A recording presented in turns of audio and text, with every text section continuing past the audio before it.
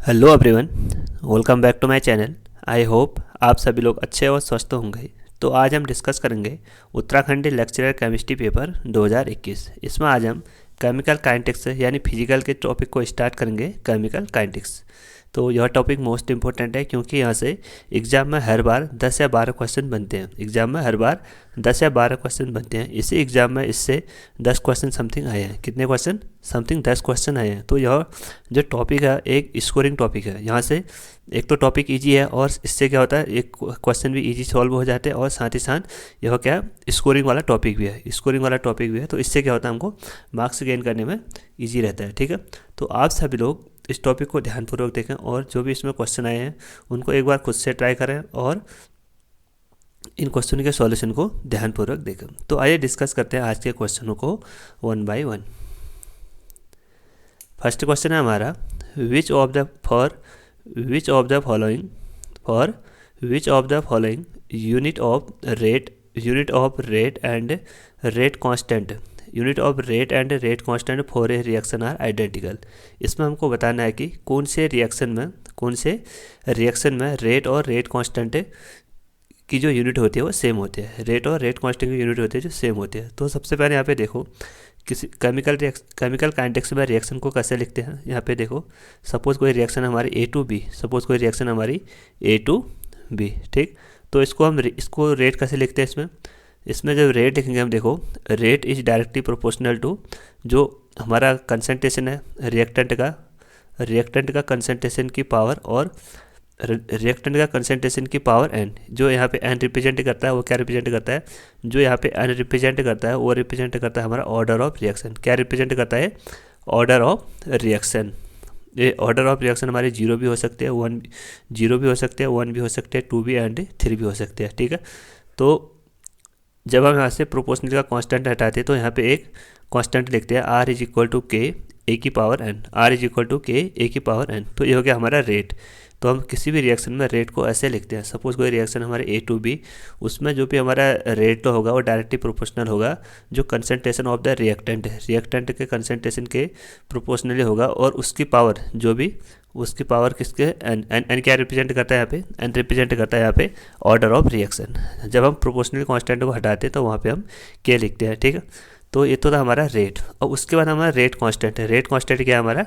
के। तो rate constant को कैसे लिखते हैं? जो हमारा इसमें के है इसको ऐसे लिखोगे। उसके बाद जो है हमारा आर है, आर की पावर ए की पावर एन, आर की पावर ए की पावर एन। अब हमको बताना है कि ऐसी कौन सी रिएक्शन है जिसमें रेट और साथ ही साथ जो रेट कांस्टेंट है इन दोनों की यूनिट सेम होती है यानी आइडेंटिकल होती है। इन दोनों की यूनिट आइडेंटिकल होती है। तो हम सभी जानते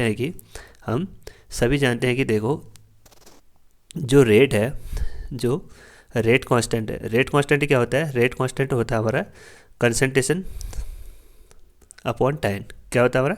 कंसंट्रेशन अपॉन टाइम। ठीक है, जो भी हमारा कंसंट्रेशन को चेंज होने में टाइम लगता है उसको बोलते हैं हम रेट कांस्टेंट, उसको बोलते हैं हम रेट कांस्टेंट। तो जो कंसंट्रेशन है उसकी यूनिट क्या होती है? कंसंट्रेशन की यूनिट होती है हमारे मोल पर लीटर और जो टाइम है उसकी यूनिट क्या होती है? उसकी यूनिट होती है हमारी सेकंड। उसकी यूनिट क्या होती है? हमारी सेकंड। तो यहाँ पे जो हमारे रेट कांस्टेंट है, जो हमारे रेट है उसका रिएक्शन क्या होगा? उसकी यूनिट क्या होगी? उसकी यूनिट होगी आर इज इक्वल टू मोल पर लीटर। जब सेकंड ऊपर जाएगा तो क्या होगा? पर सेकंड। तो ये तो यूनिट होगी हमारी, ये यूनिट होगी हमारी उसकी, किसकी? रेट की। ये तो यूनिट होगी हमारी रेट की। ठीक, उसके बाद हम सेकंड यूनिट निकालेंगे रेट कांस्टेंट की। रेट कांस्टेंट कैसे निकाला था हमने? K is equal to R की पावर ए की power N. R is equal to K is equal to A की पावर एन। ठीक है, तो यहाँ पे देखो आर की वैल्यू क्या है? यहाँ पे आर की यूनिट क्या है? मोल पर लीटर पर सेकंड। उसके बाद जो ए है, ए क्या है यहाँ पे? कंसंट्रेशन। कंसंट्रेशन की यूनिट क्या होती है? कंसंट्रेशन की यूनिट होती है हमारे मोल पर लीटर की उसकी पावर एन है। ठीक है, उसकी पावर एन है। उसके बाद यहाँ पे देखो के इज इक्वल टू मोल पर लीटर पर सेकंड। उसके बाद उसकी ए एन की यूनिट क्या थी?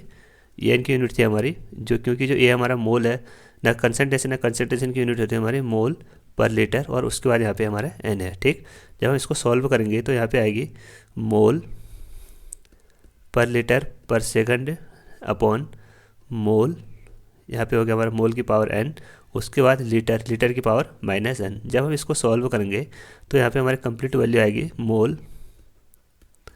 मोल की पावर, यहाँ पे हमारा 1 है और यहाँ पे हमारा जब ऊपर जाएगा तो ये माइनस में चले जाएगा, तो यानी मोल की पावर वन माइनस n और लीटर, लीटर यहाँ पे माइनस में है और यहाँ पे भी माइनस में, जब ऊपर जाएगा ये कैसे होगा, प्लस हो जाएगा, तो n माइनस 1 और पर सेकंड।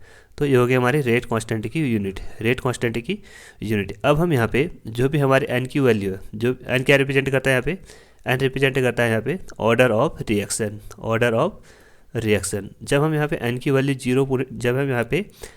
जीरो पुट करेंगे तो उसकी वैल्यू क्या आएगी देखेंगे, जब हम 2 पुट करेंगे तो उसकी वैल्यू क्या आएगी फिर देखेंगे, जब 3 पुट करेंगे तो उसकी वैल्यू क्या आएगी, और जब 1 पुट करेंगे तो उसकी वैल्यू क्या आती है। आपको ये वाले यूनिट को याद करना है, आपको ये वाले यूनिट को याद करना है, यहाँ से आपके सभी क्वेश्चन सॉल्व हो जाएंगे। k इज इक्वल टू मोल की पावर 1 माइनस n और लीटर की पावर n माइनस 1 और पर सेकंड। जब यहाँ पे हम n की वैल्यू 0 रखेंगे, जब हम इस यूनिट में, यूनिट क्या हमारी k इज इक्वल टू मोल की पावर है n माइनस 1 और लीटर n माइनस 1 और पर सेकंड। जब हम इसमें n की वैल्यू 0 रखेंगे, जब हम इसमें n की वैल्यू 0 रखेंगे तो यहाँ पे हमारी यूनिट आएगी mole is equal to k is equal to mole 1 minus 0 L और 0 माइनस 1 और पर सेकंड। ठीक, उसके बाद k इज इक्वल टू ये हो गया हमारा मोल लीटर पर सेकंड, मोल पर लीटर पर सेकंड। तो ये हो गया हमारी जीरो ऑर्डर की यूनिट, ये क्या हो गया हमारी जीरो ऑर्डर की यूनिट। आप सबको ये यूनिट याद करना है। ठीक, जब सपोज हम यहाँ पे n की वैल्यू 2 रखते हैं ना, सपोज हम यहाँ पे n की वैल्यू 1 रखते हैं, तो वहाँ पे रेट कांस्टेंट की वैल्यू यूनिट क्या आती है देखो, तो k इज इक्वल टू मोल, यहाँ पे हो गया हमारा 1 और n की वैल्यू क्या है यहाँ पे, n की वैल्यू क्या है यहाँ पे, n की वैल्यू यहाँ पे हमारे 1, तो 1 माइनस 1 और लीटर और उसके बाद फिर से n की वैल्यू 1 माइनस 1 और पर सेकंड। जब हम इसको सॉल्व करेंगे तो यहाँ पे हमारी यूनिट आएगी मोल, ये हो गया हमारा 0 और लीटर भी हो गया हमारा 0 और पर सेकंड। तो यहाँ पे जो फर्स्ट ऑर्डर है उसकी यूनिट क्या होती है, उसकी यूनिट होती है हमारे पर सेकंड। ये मोस्ट इंपॉर्टेंट है, आपको इसी फॉर्मूले को याद करना है, आपको इसी फॉर्मूले को याद करना है। यहाँ से आपके सभी क्वेश्चन जो रेट कांस्टेंट से रिलेटेड होंगे वो सॉल्व हो जाते हैं। तो यहाँ पे देखो, यहाँ पे हमारे रेट की यूनिट क्या आई थी, यहाँ पे हमारे रेट की, एक मिनट, तो यहाँ पे देखो, यहाँ पे हमारे रेट की यूनिट क्या आई थी, जो रेट है उसकी यूनिट आई थी मोल पर लीटर पर सेकंड। क्या आई थी, मोल पर लीटर पर सेकंड। और यहाँ पे देखो जो जीरो ऑर्डर है उसकी यूनिट क्या आ रही है, जो जीरो ऑर्डर है उसकी यूनिट क्या आ रही है, जो जीरो ऑर्डर है उसकी यूनिट भी आ रही है यहाँ पे मोल पर लीटर पर सेकंड। यानी जो रेट है और जीरो ऑर्डर है उनकी यूनिट क्या है हमारी, उसकी यूनिट क्या है यहाँ पे हमारी सेम है। ठीक है, तो यहाँ पे क्वेश्चन आंसर क्या होगा इसका, यहाँ पे क्या था हमारा question, for which of the following the unit of rate and rate constant for a reaction are identical. यानी इससे कौन सी रिएक्शन है जिसके यूनिट में रेट और रेट कांस्टेंट की यूनिट क्या होती है हमारी सेम होती है, यानी आइडेंटिकल होती है, किसमें हमारी जीरो ऑर्डर रिएक्शन में होती है। ठीक है, क्या उसकी यूनिट, उसकी यूनिट हमारी मोल पर लीटर पर सेकंड है। ठीक है, मोल पर लीटर पर सेकंड। और जो फर्स्ट ऑर्डर है उसकी यूनिट क्या होगी, उसकी यूनिट होगी हमारी पर सेकंड, उसकी यूनिट क्या होगी पर सेकंड। आपको ओनली ए वाली यूनिट को याद करना है, मोल 1 माइनस n और लीटर की पावर n माइनस 1 और पर सेकंड। आपको इसको याद करना है, यहाँ से आपके सभी यूनिट निकल जाएंगे, zero order, first order, second order, third order and so on. ठीक, तो इसका आंसर कौन सा हो गया हमारा, इसका आंसर हो गया हमारा ऑप्शन नंबर बी। आइए अब क्वेश्चन नंबर सेकंड को सॉल्व करते हैं।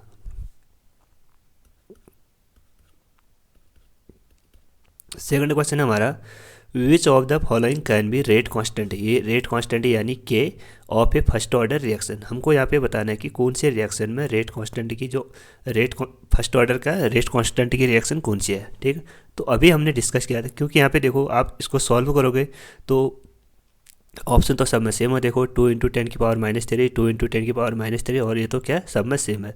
बट यहाँ पे सब में क्या है, यूनिट डिफरेंस है, सब में यूनिट क्या है, डिफरेंस है। तो अभी मैंने बताया था कि इसको आप डायरेक्ट सॉल्व कर सकते हो।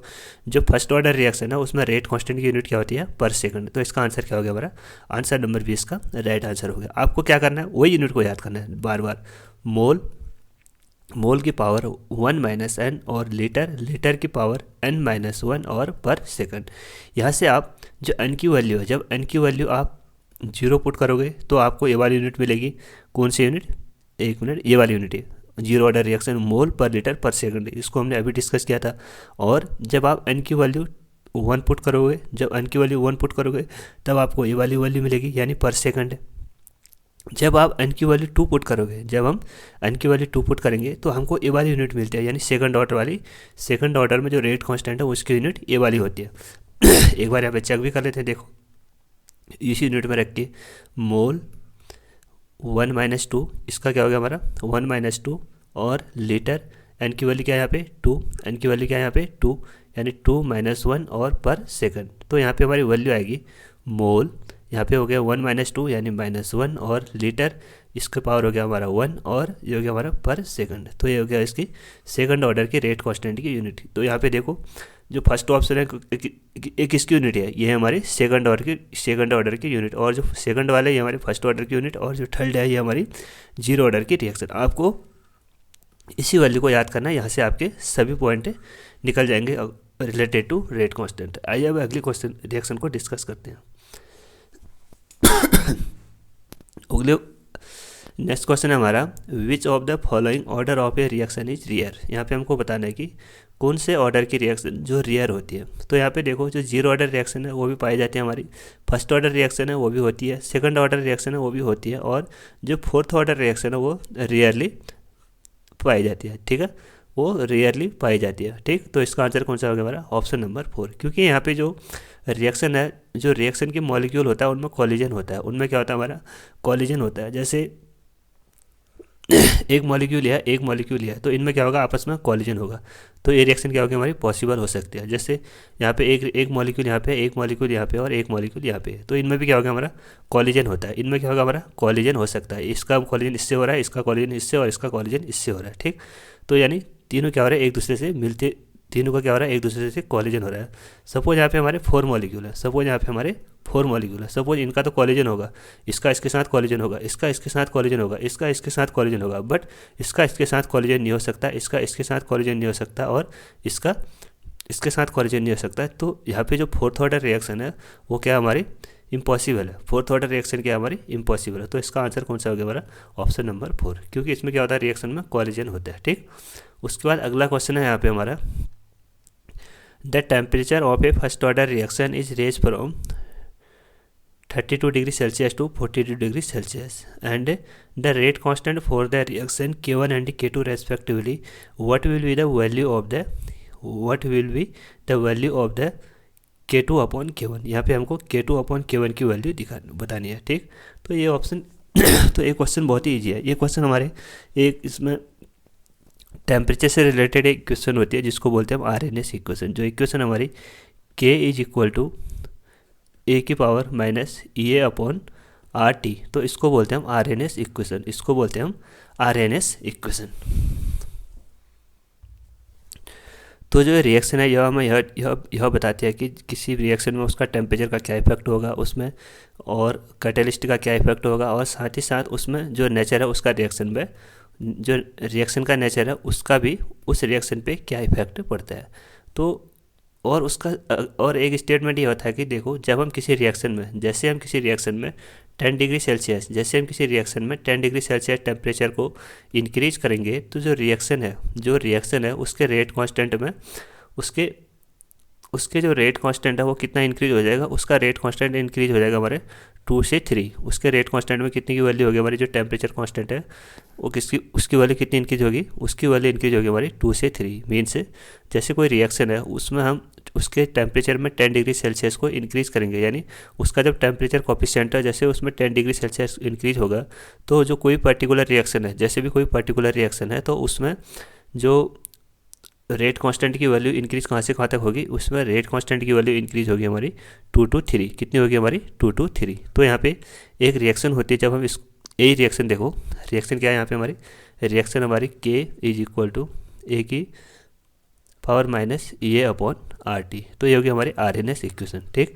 तो सपोज यहाँ पे हमारे जब हम इसको इसके लॉगिनम फॉर्म में लिखते हैं, यानी ln इज इक्वल टू के ln A minus A upon R T, ठीक। जब हम इसको नेचुरल फॉर्म में लिखते हैं तो उसको लिखते हैं हम log के is equal to log A minus A upon 2.03 R T. ये हो गया इसका नेचुरल लॉगिन फॉर्म में। सपोज यहाँ पे हमारे दो रिएक्शन है, उनका रेट कांस्टेंट एक का K1 है और एक का K2 है, ठीक है। एक का K1 है और एक का K2 है। उनका जो रेट है वो हमारा R1 है और उसका रेट क्या हमारा R2 है। तो उसके लिए जो रेट कांस्टेंट की वैल्यू आती है वो होती है हमारी, देखो, log K2 upon K1 log K2 upon K1 EA upon 2.303 R 1 upon T1 minus 1 upon T2। तो होगी इसकी फाइनल इक्वेशन। वो क्या होती है इसकी फाइनल इक्वेशन, ठीक। तो यहाँ पे देखो तो उस रिएक्शन में हमसे पूछ रहा है कि जब उसमें टेम्परेचर में 10 डिग्री सेल्सियस इंक्रीज होता है तो वहाँ पे जो K1 और जो K2 अपॉन K1 है उसकी वैल्यू में कितना इफेक्ट पड़ता है, उसकी वैल्यू में जो रेट कांस्टेंट है उसमें कितना वैल्यू इंक्रीज होता है। तो उसकी वैल्यू कितनी इंक्रीज होती है, यहाँ पे देखो कितना, यहाँ से 32 से 42 जा रहा है, यानी टेम्परेचर कितना बढ़ा है, यहाँ पे टेम्परेचर बढ़ा हमारा यहाँ पे 10 डिग्री सेल्सियस। तो अभी मैंने बताया कि जैसे किसी रिएक्शन में अकॉर्डिंग टू आरएनएस इक्वेशन, जैसे किसी रिएक्शन में 10 डिग्री सेल्सियस टेम्परेचर इंक्रीज होता है तो जो रिएक्शन है उसके रेट कांस्टेंट में कितना इंक्रीज होता है, उसका रेट कांस्टेंट में इंक्रीज होता है हमारा 2 to 3। तो इसका आंसर क्या होगा हमारा option number B. Option number B क्या होगा इसका राइट आंसर। इससे दो क्वेश्चन आए थे, एक क्वेश्चन और था इससे रिलेटेड। देखो यहाँ पे है temperature coefficient for most of the reaction lies between. जब हम टेम्परेचर कोफिशिएंट में इंक्रीज करते हैं तो जो उसका रेट कांस्टेंट है वो कहाँ से कहाँ तक इंक्रीज करता है, तो वह कहाँ से कहाँ तक इंक्रीज करता है, वो करता है हमारा 2 to 3 यानी 2 से 3 के बीच वहाँ पे रेट कांस्टेंट में उसका इंक्रीजमेंट होता है, ठीक। आइए अब अगला क्वेश्चन डिस्कस करते हैं।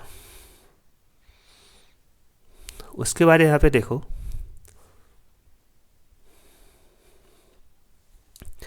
ये species that is consumed in the second order reaction. कोई स्पीसीज है that is consumed in the second order reaction, ठीक।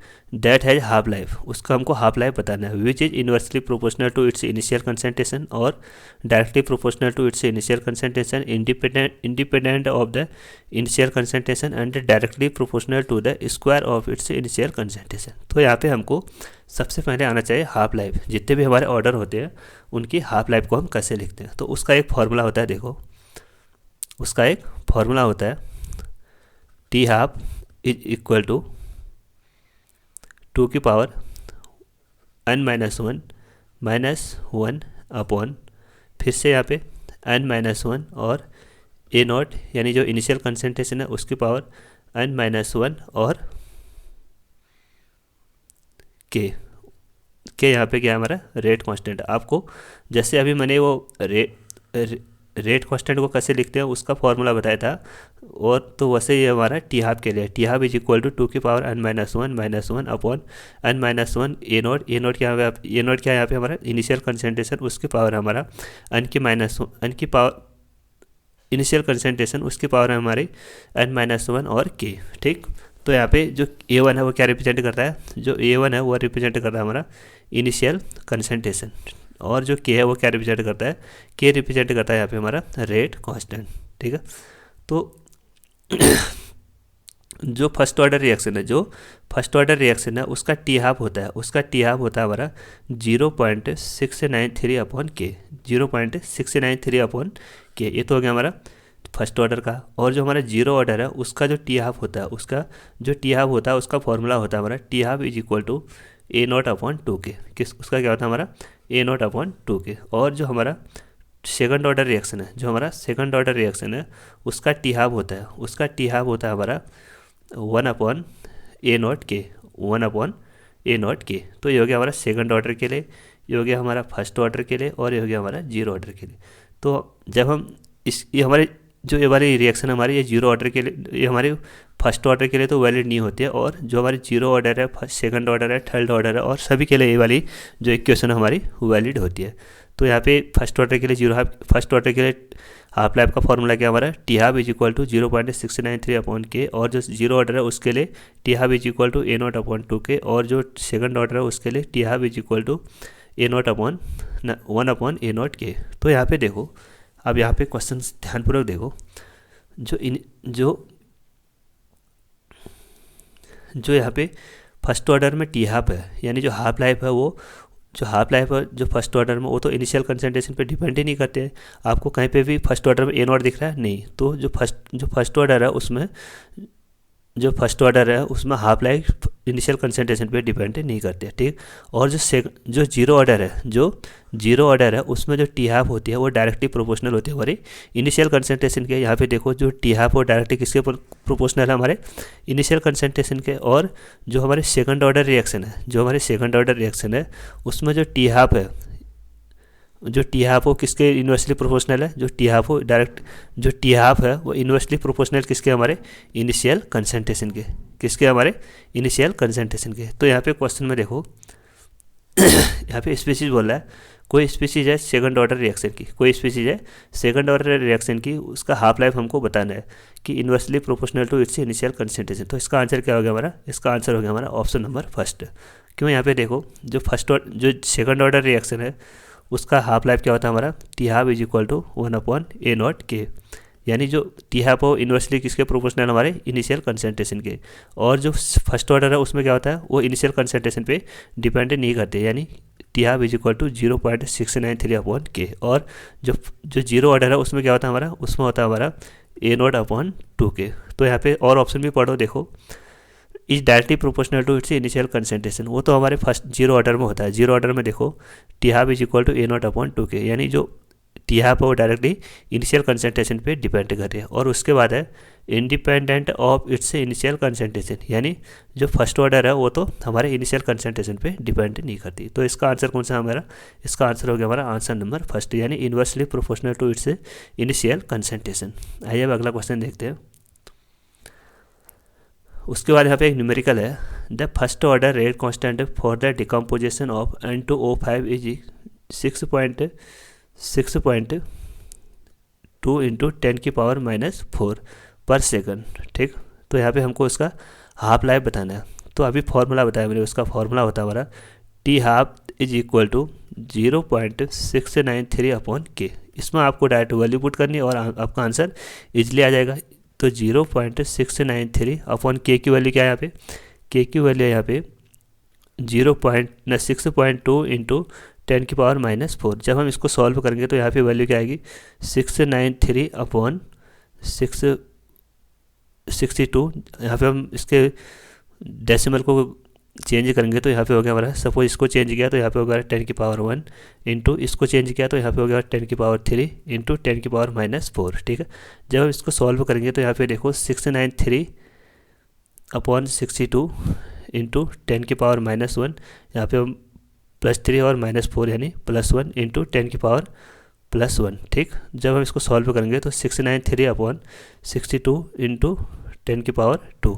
जब हम इसको कम्प्लीटली सॉल्व करेंगे तो हमारा आंसर होगा हमारा आंसर होगा ऑप्शन नंबर सी। इसका क्या होगा, हमारा आंसर होगा यानी 1117 इंटू 7 पर सेकंड, इसका क्या हमारा आंसर है। तो आई होप आप सभी को एक क्वेश्चन समझ में आ गया होगा। उसके बाद अगला क्वेश्चन देखो फिर से यहाँ पे वही क्वेश्चन आ गया, the T half of a reaction is double, when the initial concentration of its reactant is increase 2 time. तो what is the order of the reaction. तो यहाँ पे हमको बता रहा है कि किसी रिएक्शन का जो टी हाफ है वो डबल हो जाता है जब हम उसके इनिशियल कंसंट्रेशन को 2 टाइम इंक्रीज करते हैं। तो अभी मैंने आपको बताया था कि देखो जो जीरो ऑर्डर रिएक्शन है उसमें उसका फॉर्मूला क्या था हमारा, T half is equal to A not upon 2 K, T half is equal to A not upon 2 K. तो इससे डायरेक्टली देखो जब हम इसको 2 टाइप करेंगे, जब हम इसको 2 टाइम करेंगे तो ए भी क्या होगा हमारा, ए भी क्योंकि जो टी हाफ है, जो इनिशियल कंसंट्रेशन है वो टी हाफ के डायरेक्टली प्रोपोर्शनल है। तो जैसे हम इनिशियल कंसंट्रेशन को से दोगुना करेंगे यानी 2 टाइम करेंगे, तो उसका जो हाफ लाइफ है वो भी कितना हो गया हमारा 2 टाइम इंक्रीज हो जाएगा यानी डबल हो जाएगा। तो इसका आंसर कौन सा हो गया हमारा, इसका आंसर हो गया हमारा जीरो ऑर्डर रिएक्शन। आइए अब अगला क्वेश्चन देखते हैं। अगला क्वेश्चन है, यहाँ पे देखो, the rate constant for a reaction 3.3 into 10⁻⁻4 मोल पर लीटर पर सेकंड, मोल पर लीटर पर second, the order of the reaction would be. तो आपको इसको कैसे सॉल्व करोगे आप, अगर आपको यहाँ पे यूनिट नहीं आती तो इस क्वेश्चन में आपका गलत हो जाएगा। तो यहाँ पे यूनिट देखो, यूनिट क्या है इसकी, यूनिट है इसकी मोल पर लीटर पर सेकंड। तो अभी मैंने बताया था कि यहाँ पे देखो मोल की पावर 1 माइनस n, लीटर की पावर n-1 और पर सेकंड। तो यहाँ पे जैसे हम n की वैल्यू 0 रखते हैं तो यूनिट क्या आती है उसकी यूनिट आती है हमारे मोल पर लीटर पर सेकंड। मोल पर लीटर पर सेकंड क्या हो गया इसका आंसर, यानी ये हो गया हमारा जीरो ऑर्डर रिएक्शन। आपको क्या करना है, यूनिट याद करना है। जितने भी हमारे ऑर्डर वाले रिएक्शन है, अगर आपको उसमें यूनिट आते हैं तो यूनिट से क्वेश्चन सब सॉल्व हो जाते हैं। इसमें आपने देखा होगा कि बहुत से क्वेश्चन यूनिट से रिलेटेड है। ठीक, आई होप बच्चों आप सभी को समझ में आ गया होंगे। आप सभी को ये दो फॉर्मूले तो याद करने हैं इसमें रेट काइनेटिक्स वाले में। देखो, एक तो हो गया हमारा ये वाला K इज इक्वल टू, एक मिनट,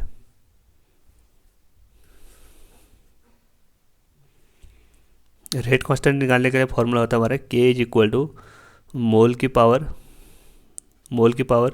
1 माइनस n और लीटर की पावर n-1 और पर सेकंड। एक तो आपको ये वाला फॉर्मूला याद करना है। उसके बाद जो टी हाफ के लिए बताया था मैंने, T half is equal to 2 की power n-1 upon n-1 A not, यानी इनिशियल कंसंट्रेशन की पावर n-1 एंड के।